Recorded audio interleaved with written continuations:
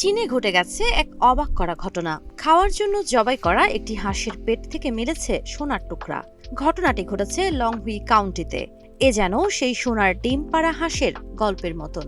Liu নামের এক ব্যক্তি গত ফেব্রুয়ারিতে হাঁস জবাই করার সময় পেটের ভেতরে কয়েকটি ধাতব টুকরা দেখতে পান। পরে সেগুলো পরীক্ষা করে নিশ্চিত হওয়া যায় ওগুলো আসল সোনা। স্থানীয় গণমাধ্যমের তথ্য অনুযায়ী সোনার মোট ওজন প্রায় 10 গ্রাম এবং এর মূল্য প্রায় 12,000 ইউয়ান, অর্থাৎ প্রায় 1,800 মার্কিন ডলার। লিউ জানান, তাদের হাঁসগুলো কাছের চেনচুই নদীর ধারে উন্মুক্ত পরিবেশে পালন করা হতো।